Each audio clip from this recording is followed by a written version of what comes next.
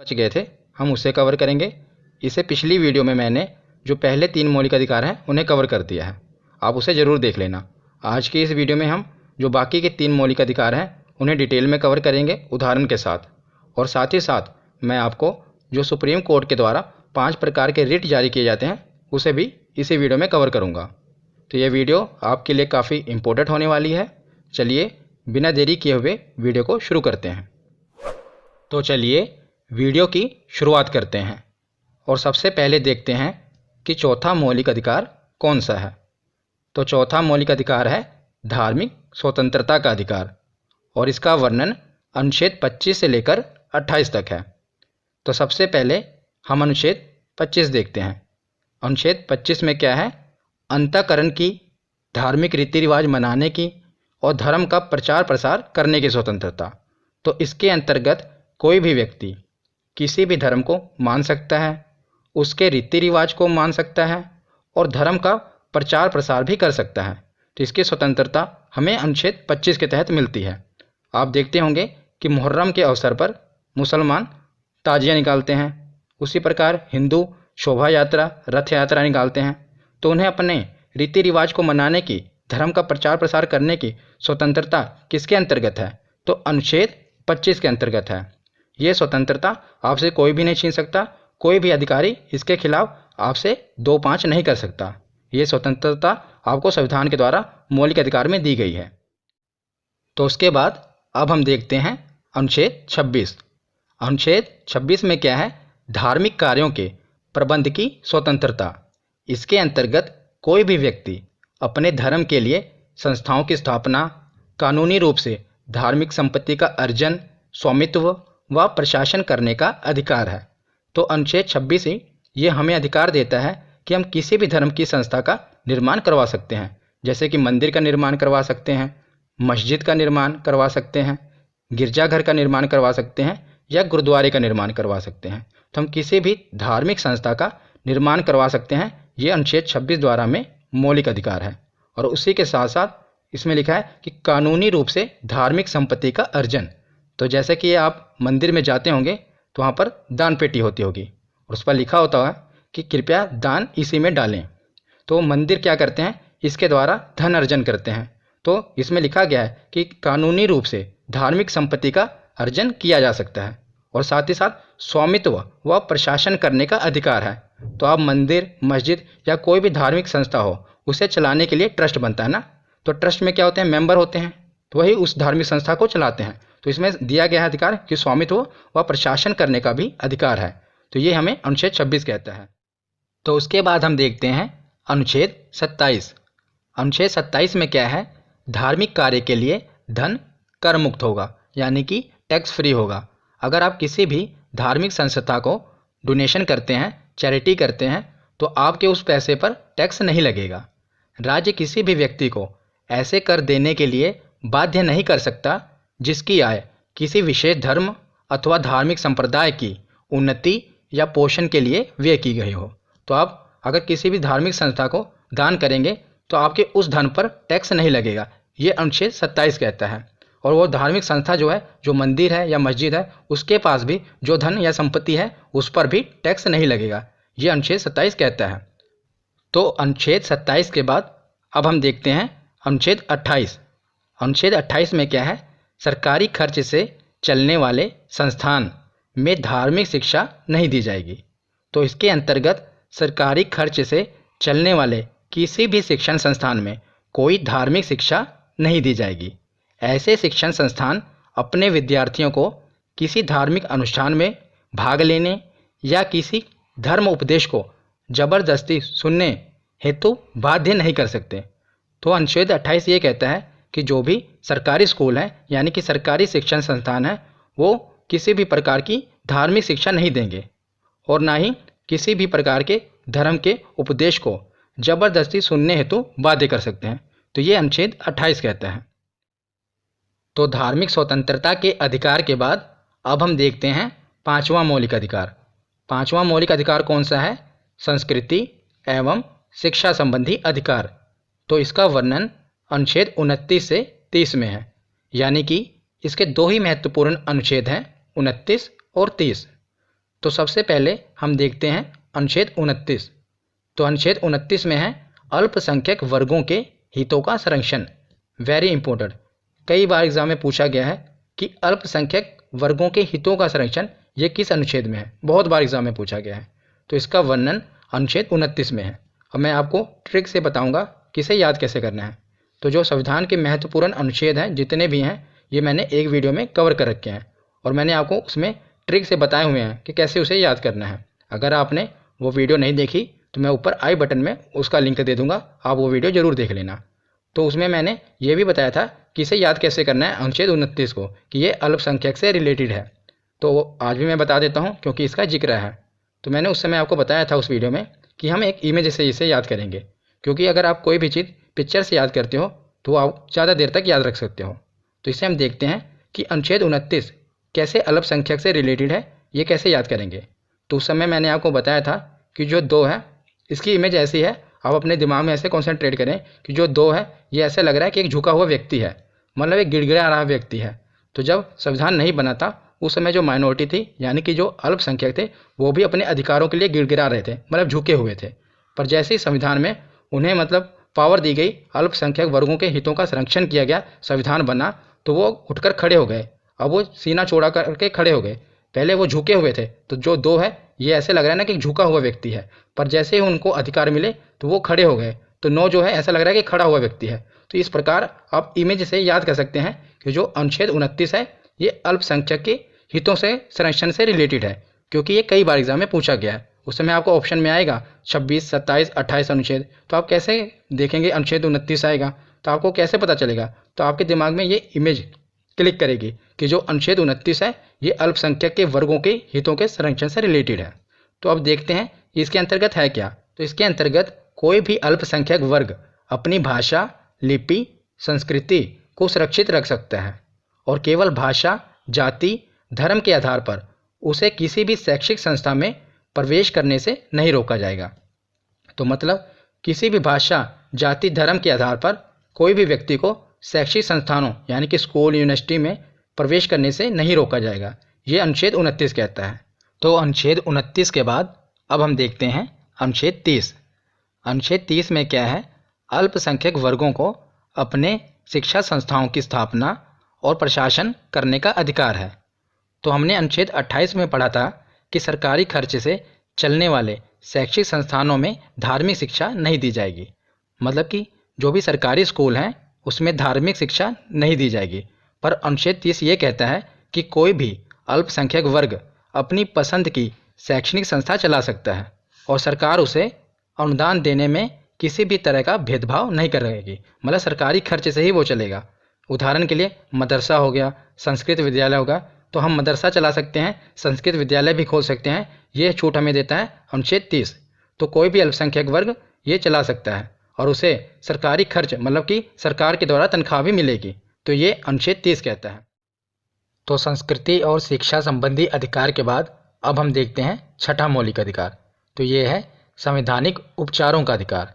इसका वर्णन अनुच्छेद 32 में है। तो इससे पहले हमने अनुच्छेद 29 देखा, 30 देखा, उसके बाद मैं आपको बता रहा हूँ अनुच्छेद 32। तो हमने अनुच्छेद 31 नहीं देखा, क्यों? क्योंकि अनुच्छेद 31 में संपत्ति के अधिकार का वर्णन है और इसे पिछली वीडियो में मैंने आपको बताया था कि जो संपत्ति का अधिकार है इसे मौलिक अधिकार से ख़त्म करके कानूनी अधिकार बना दिया गया है। इसीलिए हम इस वीडियो में संपत्ति का अधिकार नहीं पढ़ेंगे क्योंकि वो अब कानूनी अधिकार है। इस वीडियो में हम मौलिक अधिकार कवर कर रहे हैं। तो संवैधानिक उपचारों के अधिकार को डॉक्टर भीमराव अंबेडकर ने संविधान का हृदय और आत्मा कहा है। तो कई बार एग्जाम में पूछा जाता है कि संविधान का हृदय और आत्मा किस अनुच्छेद को कहा जाता है। तो अनुच्छेद 32 को संविधान का हृदय और आत्मा कहा जाता है। Heart and soul of Indian constitution article 32 को कहते हैं। इसे मूल अधिकारों का संरक्षक कहा जाता है, क्योंकि अगर आपके मौलिक अधिकारों का हनन होता है तो आप सीधा डायरेक्ट सुप्रीम कोर्ट जा सकते हैं। वैसे आप किसी भी केस में डायरेक्ट सुप्रीम कोर्ट नहीं जा सकते, पहले आप डिस्ट्रिक्ट कोर्ट जाएंगे, फिर हाई कोर्ट जाएंगे, फिर सुप्रीम कोर्ट जाएंगे। पर अगर आपके मौलिक अधिकारों का हनन होता है तो अनुच्छेद 32 के तहत आप सीधा ही सुप्रीम कोर्ट जा सकते हैं। इसीलिए इसे संविधान का हृदय और आत्मा कहा गया है। सुप्रीम कोर्ट व्यक्ति के मूल अधिकारों को सुरक्षित करने के लिए रिट जारी करता है। तो जो मूल अधिकारों को सुरक्षित करने के लिए सुप्रीम कोर्ट द्वारा जो ऑर्डर दिया जाता है उसे रिट कहते हैं। तो ये 5 प्रकार के रिट होते हैं। कौन कौन से? पहला रिट है बंदी प्रत्यक्षीकरण, इसे इंग्लिश में कहते हैं हैबियस कॉर्पस। एक्चुअली ये जो शब्द है ये इंग्लिश में जो लिखे हैं ये लैटिन भाषा के शब्द हैं, इसलिए थोड़ा अलग है, इसे याद रखिएगा। हिंदी में कहते हैं, हिंदी में तो सिंपल ही है, बंदी प्रत्यक्षीकरण, इंग्लिश में कहते हैं हैबियस कॉर्पस। दूसरा है परमा आदेश, जिसे इंग्लिश में कहते हैं मैंडमस। तीसरा है अधिकार प्रेक्षा, इसे इंग्लिश में कहते हैं को वारंटो।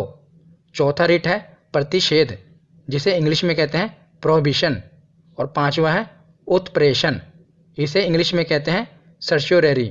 तो ये 5 रिट हैं। उसके बाद अब हम इन्हें डिटेल में पढ़ते हैं। अब मैं आपको सुप्रीम कोर्ट द्वारा जारी किए जाने वाले 5 प्रकार के रिट को डिटेल में बताऊंगा। काफ़ी इंपॉर्टेंट है, कई बार एग्जाम में पूछे गए हैं, इसीलिए ध्यान से सुनिएगा। सबसे पहला है बंदी प्रत्यक्षीकरण, जिसे इंग्लिश में कहते हैं हैबियस कॉर्पस, जिसका मतलब है शरीर को प्रस्तुत करना। तो ये क्यों कहते हैं इसे, ये मैं आपको आगे बताऊंगा।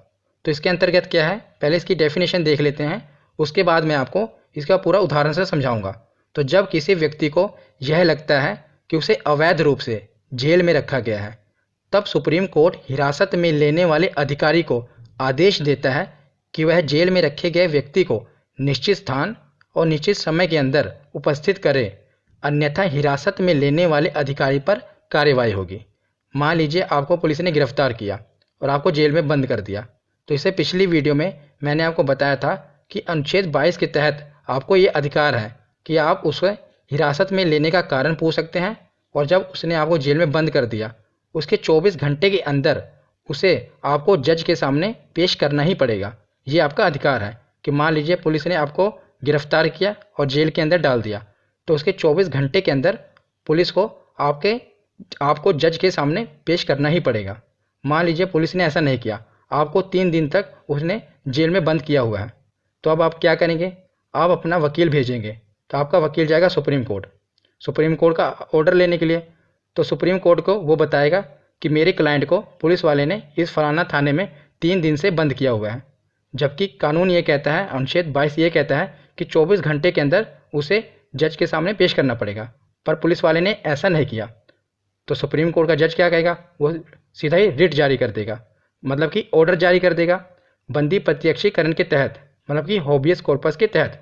और ये रिट जारी करेगा कि तुरंत उस व्यक्ति को छोड़ा जाए और मेरे सामने पेश किया जाए, क्योंकि 24 घंटे के अंदर पेश करना होता है ना। ऐसे डेफिनेशन में लिखा गया था कि व्यक्ति को निश्चित स्थान और निश्चित समय के अंदर उपस्थित करें, अन्यथा हिरासत में लेने वाले अधिकारी पर कार्रवाई होगी, अन्यथा आप पर कार्रवाई की जाएगी। तो उस पुलिस को क्या करना पड़ेगा, उस व्यक्ति को छोड़ना पड़ेगा। अगर उसने कोई जुर्म नहीं किया है तो उसे छोड़ना पड़ेगा, क्योंकि अगर ज़बरदस्ती उसने गिरफ्तार किया है तो उसे छोड़ना पड़ेगा, क्योंकि जो आपका लॉयर है, वकील है, वो ऑर्डर ले आएगा। अगर आपने कोई जुर्म किया है तो आपको 24 घंटे के अंदर उसे पेश करना था, पर उसने 3 दिन तक आपको पकड़ा हुआ है, पेश नहीं किया, और उसे सीधा आपको पेश करना पड़ेगा, उसी वक्त तत्काल पेश करना पड़ेगा। तो ये है आपका अधिकार। तो दूसरा रिट है परम आदेश, जिसे इंग्लिश में कहते हैं मैंडमस। तो इसके अंदर क्या है, जब कोई सरकारी अधिकारी अपने सार्वजनिक कर्तव्य यानी कि पब्लिक ड्यूटी का निर्वाह नहीं करता, तब सुप्रीम कोर्ट उस पर रिट जारी कर सकता है और उसे अपने कर्तव्य का पालन करने का आदेश जारी करता है, अन्यथा उस पर सख्त कार्रवाई कर सकता है।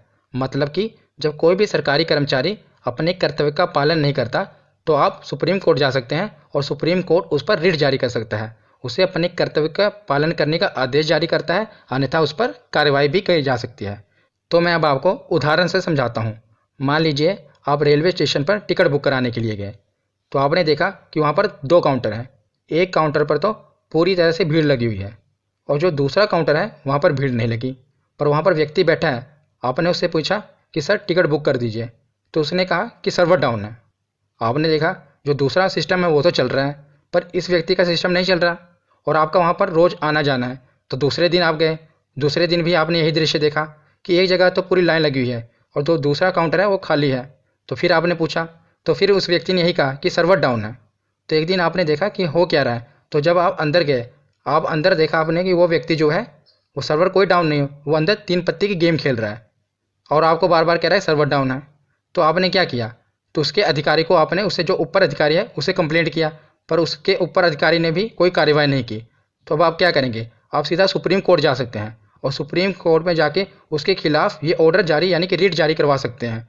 तो अब क्या करेगा सुप्रीम कोर्ट, क्योंकि वो एक पब्लिक ड्यूटी कर रहा है ना व्यक्ति, वो सरकारी नौकर है, तो वो अपने ड्यूटी का निर्वाह नहीं कर रहा है। याद रखिएगा जो परम आदेश है ये प्राइवेट पर नहीं लगेगा, ये सिर्फ सरकारी कर्मचारियों पर लगेगा, क्योंकि जो प्राइवेट ड्यूटी करते हैं वो तो आपको पता ही है कैसे काम करते हैं, पर जो सरकारी ड्यूटी करते हैं वही ऐसे ढीलाखानी काम करते हैं। तो आप क्या करवा सकते हैं, सुप्रीम कोर्ट द्वारा उस पर रिट जारी करवा सकते हैं। तो सुप्रीम कोर्ट एक ऑर्डर जारी करेगा, जो उससे ऊपर का अधिकारी है उसे कहेगा कि इसके खिलाफ तुरंत एक्शन लो, तो उसको तुरंत उसके खिलाफ एक्शन लेना पड़ेगा, क्योंकि सुप्रीम कोर्ट द्वारा रिट जारी किया गया है।